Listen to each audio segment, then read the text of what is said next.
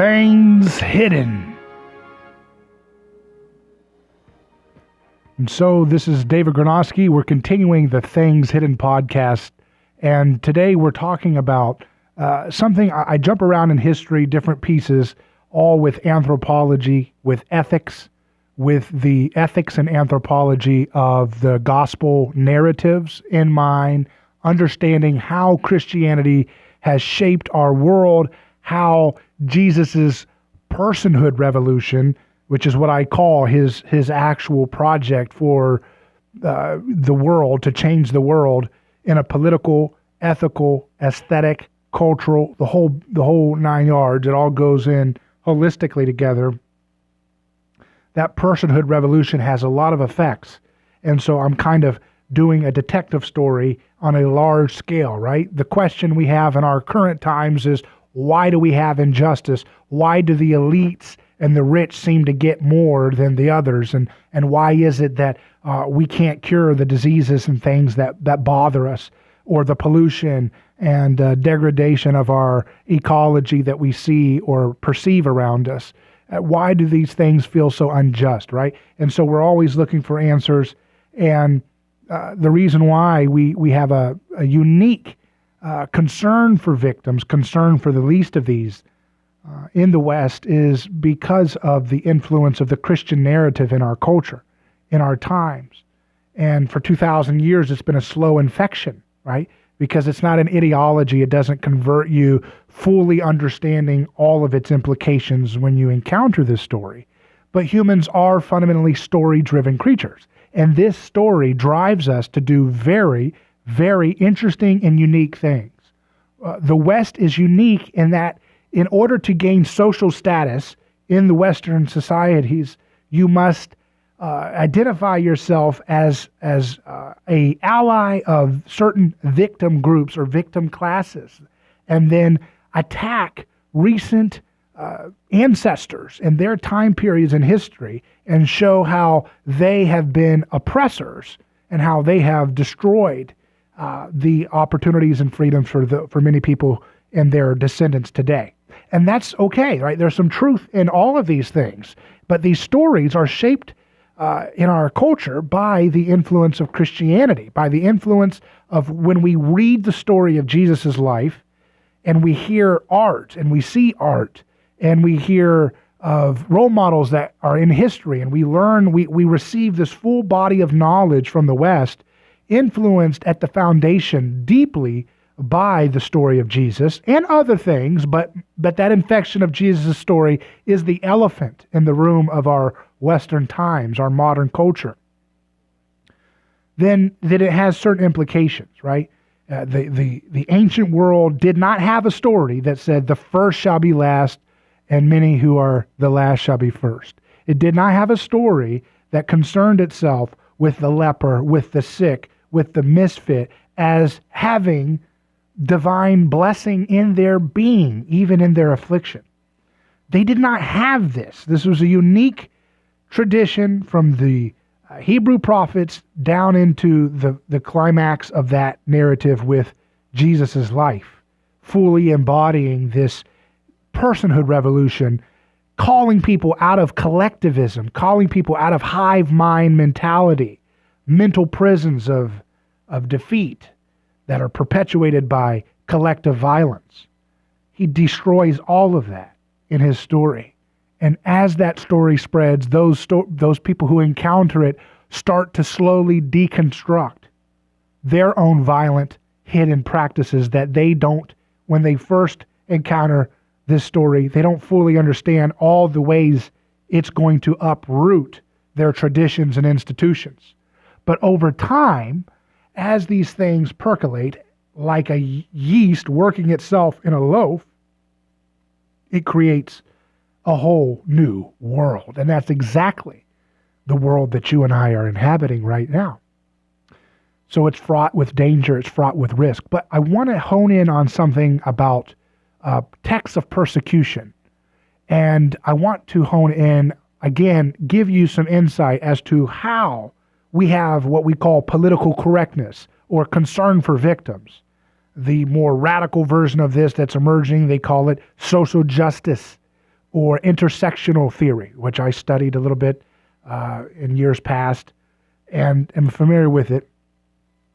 They call it in a more common word. They call it woke, right? It's like a more casual term for this whole thing, woke ideology or woke, and so all of this is having quite a selling effect on millions of young people in the West, and it seems to be catching on contagiously, mimetically, transmitting person to person very fast and rapidly because we're hungry for justice, and we think that this narrative seems to scratch our itch for justice for victims, for assuaging our guilt for the fact that we realize that we're victimizing people in many different ways.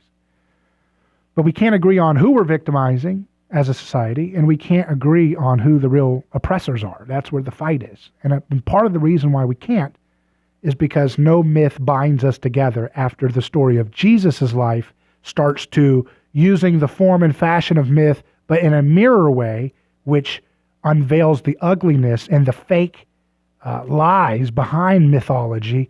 Wherever we go now, that story destroys our myths that we still hold on to even to this day. And they don't, and a myth operates in its power by being able to bind a community together to say, these are the good guys and these are the bad guys. And these are the rules, these are the taboos, and we all agree on this game together. And the myth is the story that binds all of that together, that we tell each other to reinforce the rules, to reinforce who's the good guys and who are the bad guys. And Jesus destroys that mythic framework slowly as societies engage it. Obviously, the church does violent things, as we'll get into today. But that's because they have a proclivity to hold on to mythic bad ideas about the story of Jesus that again, because we're all infected with mythic proclivities that justify our violence and our insider cliques over others. Those things are harder, those scapegoats that we keep are harder for us to see by their nature, because to have a scapegoat is to not know you have one. You don't realize that the person you're persecuting or blaming for all of your problems or shaming as the big villain of our time really isn't as different as you would like to think they are, that they're actually indicative of something more like a mirror about who you esteem and who you hold up as a role model or a figure or an icon or a leader or an ideology that you subscribe to that also has its own hidden victims. So the people who bother us the most politically and socially and culturally as role models oftentimes bother us the most because they remind us of the thing that we ourselves are struggling to exorcise out of our own hearts, out of our own temptations to use violence and government coercion to stop or punish. So why is it, this is the question for today's episode, why is it that the West has this unique political correctness, victim concern that you just don't see to the same degree in all other cultures? It's because of our Christian and Hebrew prophetic tradition that we've all been shaped by. But how does it operate? So I want you to, and this is just going to be a preview, we can unpack this in other episodes too, but I just want you to see a sketch here. So imagine that stories, that you can look at stories, what humans write down about how things work and the history and the events of their time. And you can look at the way they look, how they read, how they transmit information, whether it's realistic or symbolic, how it interprets certain events. You can read it almost in the same way that people talk about, a fossil record showing intermediary steps of some kind of creature that's evolving in its shape and form through the years. So you can see the fossil record of human culture by looking at how stories of collective events look through the different ages. And then if we look at that, we'll be able to see how the story of Jesus and the Gospels, when they spread, they start to affect how we write stories a certain way. So the reason why we have political correctness is that we are so, the Gospel has made our news transmission much, much more realistic.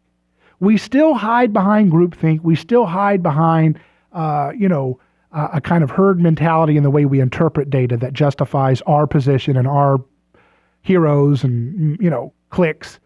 But it's still way more grittily realistic. When you turn on the news today, you don't hear about, you don't read mythic language like the God of America has flown up into the air and battled the God of Russia and threw him in a fireball into the sea. And out of that, defeat created a new order of peace that would be established by a young God who would watch over where this God was defeated. You don't read headlines in the Associated Press that have that kind of symbolic language, right? That was the ancient world. That's how they interpreted the ecstatic emotional events of a scapegoat murder, a scapegoat killing from their primordial past. And they interpret it in a way that takes the violence out of their hands and projects it into the sky as gods doing these violent, sacrificial kind of patterns to each other to avoid chaos and to save the community from falling into a state of chaotic violence and loss of unique identity between the people who lose themselves in the madness. And so that's why all mythology, again, I said the creation myths, they tend to start in chaos, and then a god kills another god, or a god defeats someone, and out of that defeat, that crushing sacrifice, order is made, and the earth is made out of that person's body or something. In different stories, you have that. So when we get to more recent time, when we look at texts of persecution, like in the medieval ages or in the 1600s and on, or Salem witch trials, we still see vestiges of the scapegoat mechanism process. So what we call a witch hunt today is just a more modernized version of the scapegoat mechanism at the roots of all human culture that mythology conceals through symbol and projection to disembodied things called gods, which are themselves stand-ins for actual victims of sacrifice at the earliest stages of these things being depicted as a god, as something beyond human. So when you look at these texts of persecution and you see more recent times where we were burning witches here and we were doing these things there, or we did the Inquisition for heresies, or we burned people at the stake, why, so the question, what I'm trying to get at is, when you read those texts, you see that they're written in a way more grittily realistic fashion. We can still have the ability, because of Christianity's influence in our time. We're higher along that fossil record of text, right? Our media is a little bit higher on the trajectory there, so we're able to read our ancestors' texts and see where it says, oh, this group caused the plague, and then they were poisoning the river, so we had to wipe them all out, and when we did, the plague was averted. We know when we read that text to be skeptical of the author. We know, okay, there's bias here, right? But when we read an ancient text like 4,000 years ago, it's so coded in mythological language that we don't even know where to look, right? Because it hasn't been infected with Christianity, making the text more honest, even when it's still lying, right? When we go to mythology prior to Christianity deconstructing the way that we tell the stories of our scapegoat violence, the violence is so concealed by this disembodied symbolic language of gods that we just say, oh, they're just being creative and fanciful, even though they're all doing ritual human sacrifice alongside these myths. We don't seem to connect those two and say, oh, well, maybe that's the, ritual sacrifice is the remembrance of the original scapegoat violence, that these myths are actually distillations and cultural transmissions of these original events, right? We don't connect that. We just say, oh, it's just ancient man trying to make sense of things. They're just superstitious. No, they have a very deliberate, similar pattern around the world. But in our more recent past, we're able to look at these texts of the Salem witch trials and say, wait a second, that person wasn't a witch, or wait a second, that woman did not cause the child to die.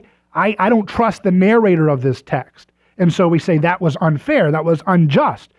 And so we look for a way to scapegoat our ancestors because we don't want to face the fact that humans all, including ourselves today, are guilty of this bias of wanting to scapegoat people or blame other people for our problems or kick someone else collectively for our benefit or our pleasure or our feeling of satisfaction, for our feeling of belonging to a clique that we feel like we can, have family with or what have you. So we don't want to face the origins of all these cultures. So we want to, so it's like a blame the messenger effect. Because Christianity makes the text more honest in the lie of these bad killings of burning witches or burning heretics, we then come in and read these stories today and we say, okay, that's really bad. But what are the lessons we can learn from that? The lessons that we learn are blame the messenger. Oh, it's patriarchy's fault. It's because men ruled these towns the most in the 1600s or the 1800s or the Salem witch trials or the medieval ages. Men were ruling these things, so therefore it's men. If we can just fix the patriarchy and bring that down, then maybe that would stop. Or we'll say, actually, that's Christianity. Christianity is stupid, it's superstitious, it's bigoted, it's brutal, it's barbaric, it's dumb. And so when John Calvin burns Michael Servetus at the stake for having a different view of the Trinity, that's just the insanity of Christian extremism that needs to be removed from our time. So that's the lesson we learn, right? And that's how we tend to interpret these things, or that's Western imperialism or something, right? But it's precisely the effect of Christianity in our culture that allows us to have this kind of fossil record of evolution of textual awareness and realism, and also textual skepticism that we bring to those more recent texts. So not only is the text more realistic, it's got half mythological language, but it's also got realistic, more realistic depictions. It's not when they blame the Jews for poisoning the river or for causing the Black Plague. It doesn't say they're flying around like monsters and they poison the well. No, it just says these people, right? And so we're able, that's that group. They were an ethnic minority. That's why they were being falsely accused. But then we would go back to Oedipus Rex, and Oedipus Rex is accused of being the cause of the, this is the plague, the problems of Thebes, right?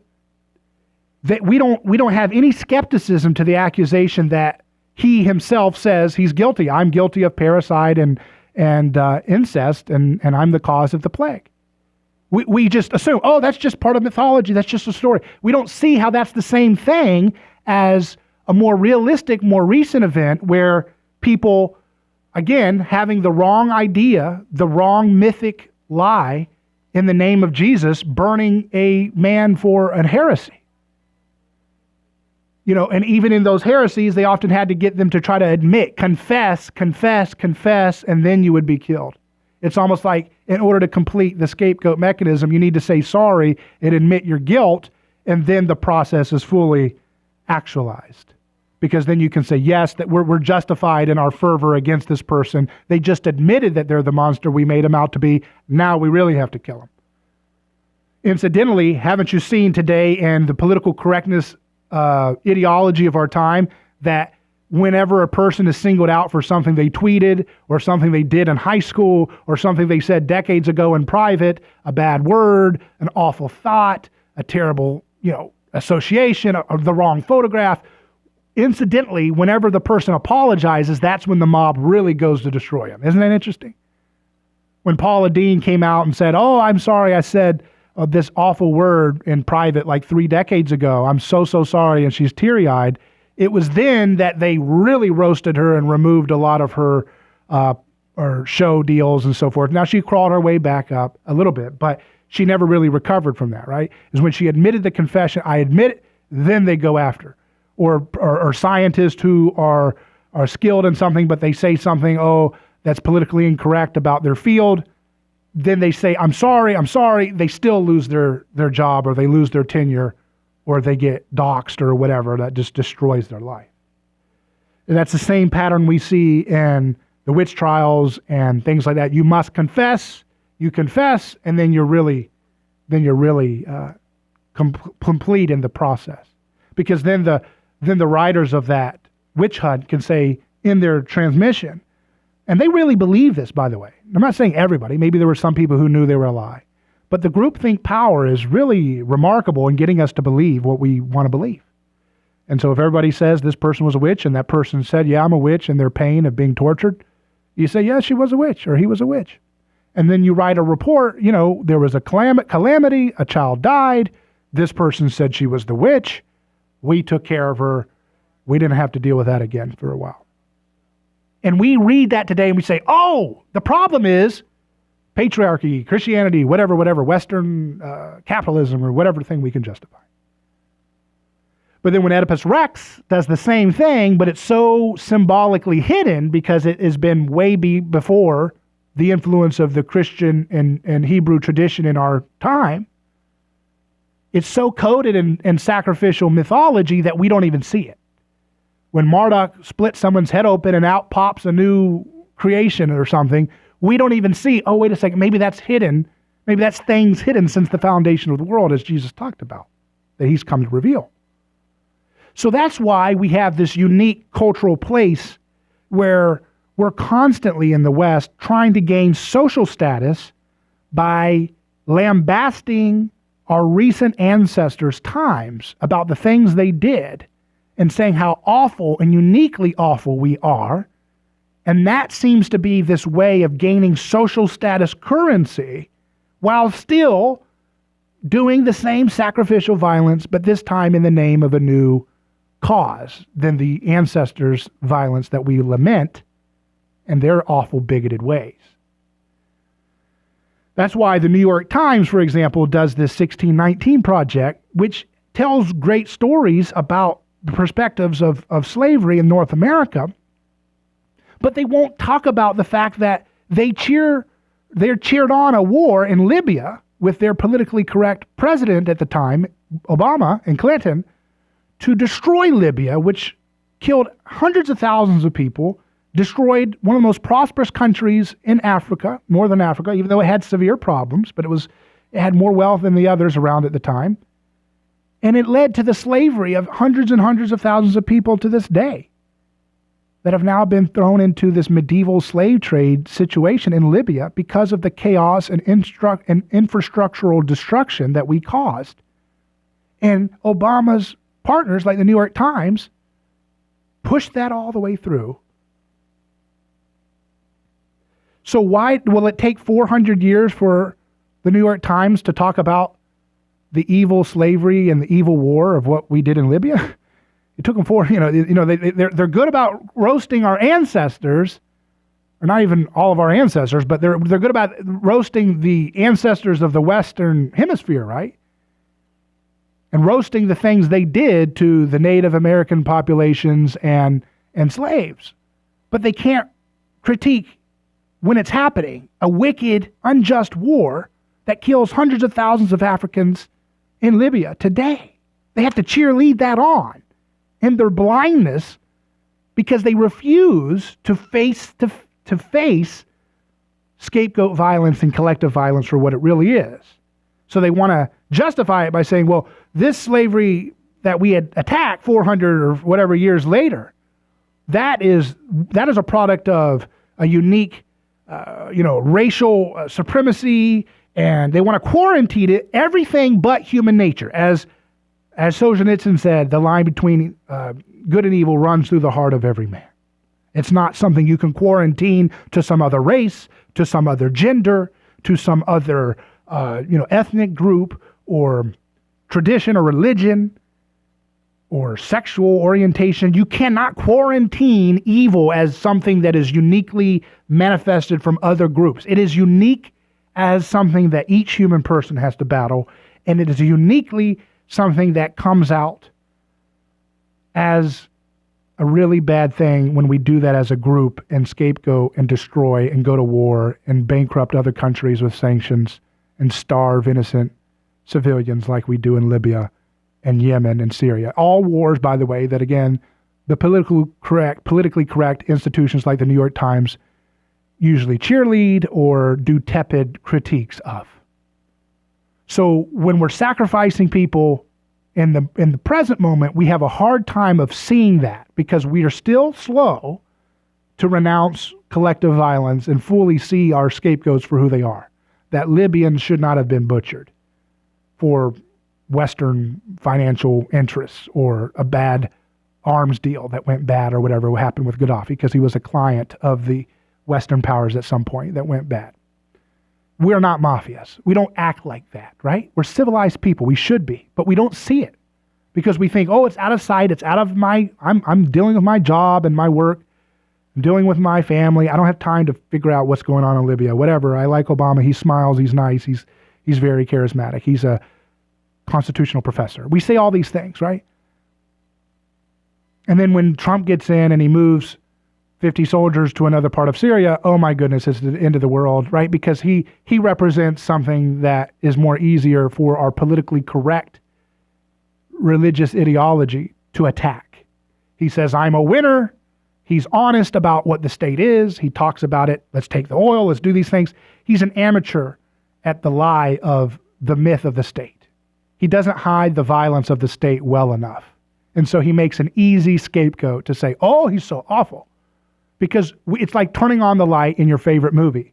I've used this analogy before. It's like turning on the light in your favorite movie and it ruins the suspension of disbelief. I just wanted to see the smiles, the sacred, respectful, dignified language. Notice all the people who are most to harp on Trump being the destruction of dignity and honor in the White House. They all tend to be the ones who are most prone to want to go to perpetual war and perpetual sanctions and perpetual occupation and bases around the world to dominate people by force, to protect our financial and oil and partners around the world, and our arrogance that we are the gods of the world and we can manage the affairs of billions and billions of people with different cultures and different religions and different backyards and different long-term conflicts. We have that same temptation to sacrifice because we don't want to fully wake up, but we are slowly going to get there. We're going to do it the easy way or the hard way. The easy way is just say no to the sacrificial violence of statism, just say no to the lie of envy and coveting that leads to this collective violence at the higher level of our culture, our social behaviors. But that's what I want you to see here. It's because of the influence of Christianity that we're able to have these more realistic depictions of texts of violence in our more recent time, hundreds of years ago, 50 years ago, so forth. And we rightly criticize the violence of our ancestors. But we always want to do it in a way that cleanly protects us from renouncing our use of collective violence.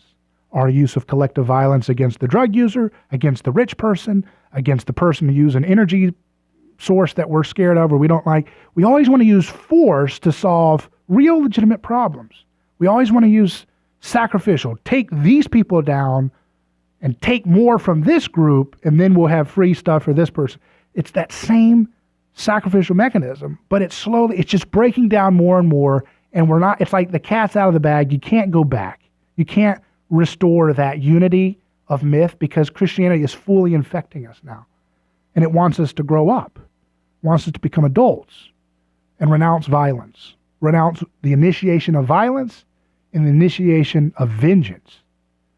And when we do that, then the whole world is ours to cultivate, to clean, to have clean energy, too cheap to meter, to have cures for all these diseases that we want to kill.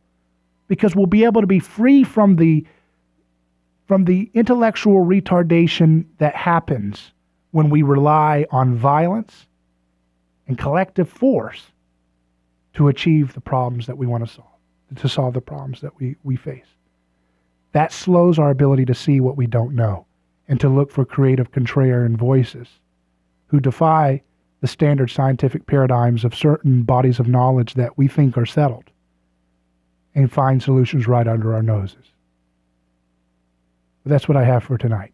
You can email me, David@aneighborschoice.com. This has been Things Hidden.